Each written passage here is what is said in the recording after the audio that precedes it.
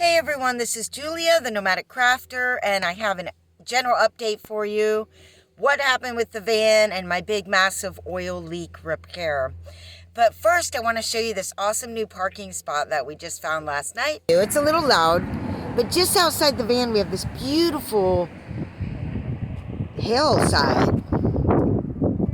And then obviously we have these trees and shade. So there's Bambi in the van.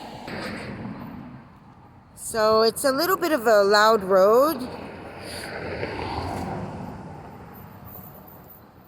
And down that way are a bunch of RVs parked, just like over that little hill. But yeah. Hi, Bambi. How are you, sweetheart? Look at that little baby. Little bear singing by the fireside. Love you, Bambi. Love you so much, little girl.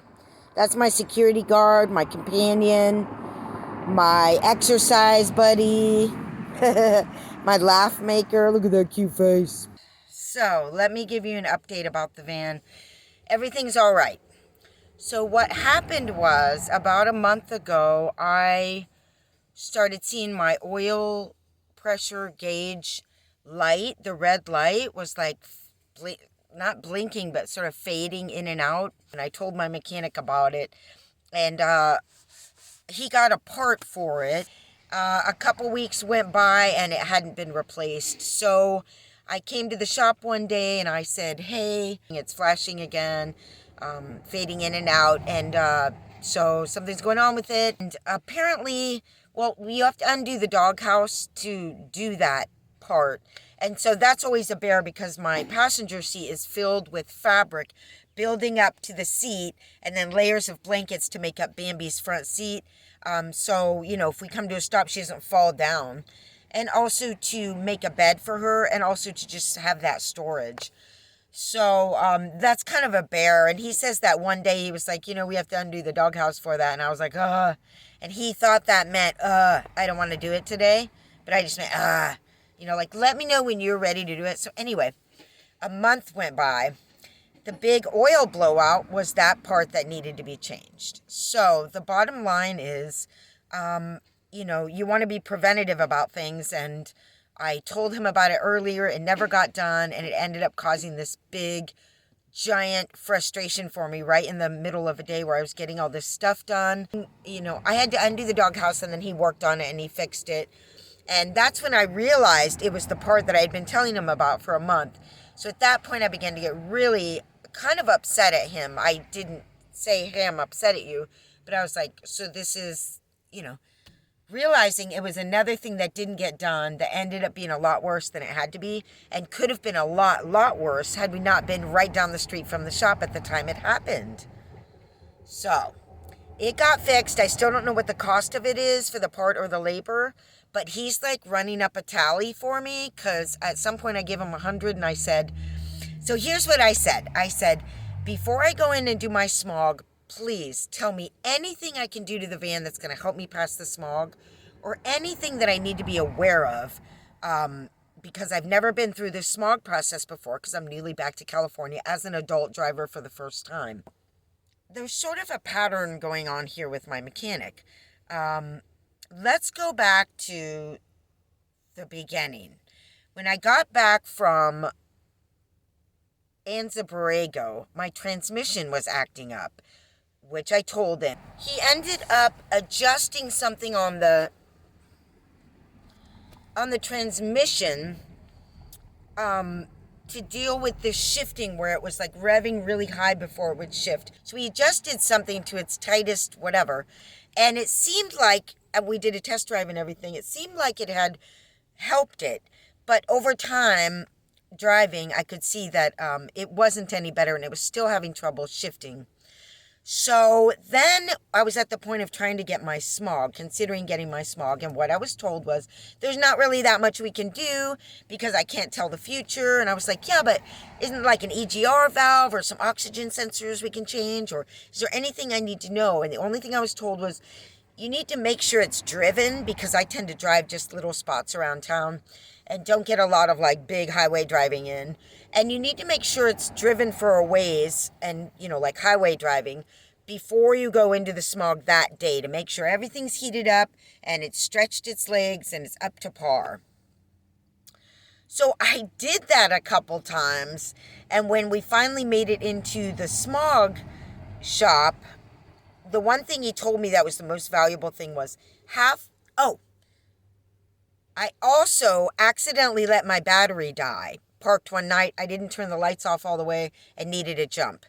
And he said, make sure you have them check the monitors to make sure that battery is cycled through.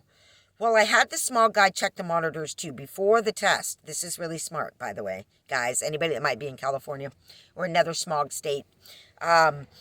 And he's like, oh, you have a couple of transmission codes you wouldn't have passed. So anyway, I go back to my mechanics, like, transmission codes. So we ended up replacing the exhaust sensor of some kind, which I can't remember the name right now. And after that, the van started driving well. But then we were still trying to cycle out the battery from the computer from when I killed the battery. So we no longer had the transmission codes. The transmission had been fixed, thankfully.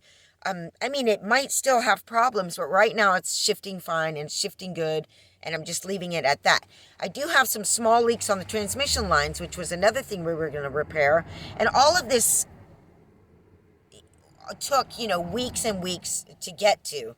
As in waiting to do my smog, each little repair that we were discussing doing was taking so long. I finally was like, do we have to do the transmission lines? My goal is to get everything done here at this mechanic in this location before I leave, because he's my mechanic and he's trustworthy. The cost is going to be as reasonable as possible. I have somewhere to work while he's working on it, and I have somewhere to park there if I needed to sleep overnight in the van. That's a godsend. So I'm like, we're heading out on this big trip. It's a relatively new van for me, so I need to get anything repaired that I can. But just like, it was moving like sluggish, like lava. It just wasn't happening. So finally I resolved to not do the transmission lines. And I'm driving around and driving around and driving around, trying to clear out the computer at the same time. And he's checking the monitors. He must have checked them like 8 times over the course of like a month and a half, okay? I'm driving around and driving around. I used 3 full tanks of gas, premium gas, probably $85 a tank, I think, at this point. And he keeps checking it, and it's not clearing. So what brought up the catalytic converter? It's the catalytic converter that's not clearing. So eventually he went under there to look at it and to change the oxygen sensors. And that's when he told me, and this was just last week, I think, maybe a week and a half ago now. Oh, by the way, and the small guys might not check, but your catalytic converter, I don't think it's up to par, up to modern codes. And you might have to get that replaced to pass the smog. So now a month and a half in, he's telling me this. And remember, I asked him in the beginning, anything we could look at or do to the van to make sure I pass this smog. Because if I don't pass this smog, I'm going to be stuck in San Diego longer, going through this process where they sort of make you go to a certain type of shop and make you get these repairs done. And they offer a program to pay for $500 of it if you qualify. So you have to go to this whole process to see if you qualify and do this and do that. The whole thing is like, then you're like in the system, and I don't want to do that. So here he is looking at the carburetor or catalytic converter like a month and a half later, telling me, oh, now he doesn't think it's the right one. So we priced it out at $400 plus $150 labor. I'm thinking whether I should do that or not. And he says, I might want to check under there again and make sure that I'm reading the numbers right. So, but he's not sure about the catalytic converter, but he gets under there, catalytic converter, not carburetor.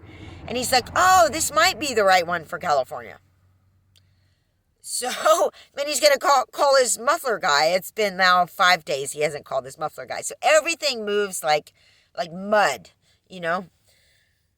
So then, of course, we have the big oil leak, which was from a part that he never got to fixing. Sure, it might be partly my fault, but what's happening is I work there, so I'm there every day. So I'm thinking he's going to get to my van as soon as he can. It never happens. So at one point, almost a month ago, I said to him, should I just make an appointment? He's like, you can. So I made an appointment for a day, but he couldn't get to it that day. But he did get to it the next day. I'm not sure what that was. So the oxygen sensors and the transmission part, the transmission adjustment, those are the 3 things that have been, oh, and now the oil gauge thing. Those are the 4 things that have been done on my van, taking nearly 2 months. I'm still not at my smog test. And what we're supposed to do now, I just spent like a week and a half chilling at the beach, going to drum circles, driving all around. It was all for naught. We need to get on the highway.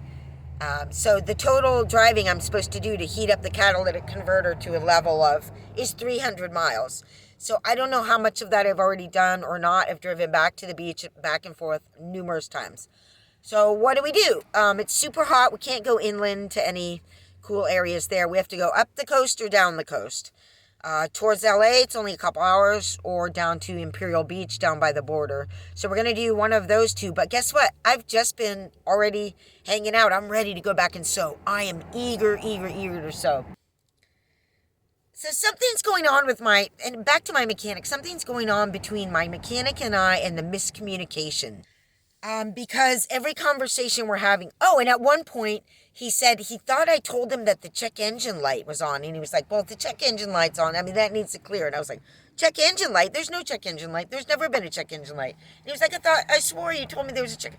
No, there's no check engine light. There's an oil pressure gauge light blinking in and out. So there's a miscommunication going on between my mechanic and I, and it's causing this huge delay and a lot of frustration with us. And I'm just feeling overall that it's time to leave the studio, and it's been time for a little while. Unfortunately, I just ended up getting a lot more supplies because the thrift store suddenly opened, and I got a little excited. So I do want to do a little bit more sewing. I also need to just go get my smog. So anyway, the feeling is getting to be like, this is a crazy situation and I need to go. So that's the story with my mechanic, the frustration, why it's taking so long. I have the money to do all these things right now. So, and it would have been nice to know that it was supposed to be 300 highway fast miles, because now I'm going to have to do most of that again. I don't want to go anywhere. I'm ready to finish my work here and then go and not have to come back. I want to go. Just go that way, not drive that way and then come back. All right. So that's the update on my van. Everything worked out with that part. Thank God. It was very easy for him to fix and everything. And I didn't damage my van in any way. So as frustrating as it is, I'm still very lucky. Things are still going well.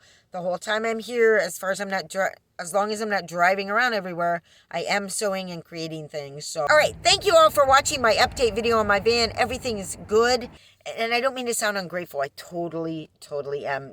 This sewing spot at my mechanics has saved our lives. All right. Thanks again for watching. Have a beautiful day.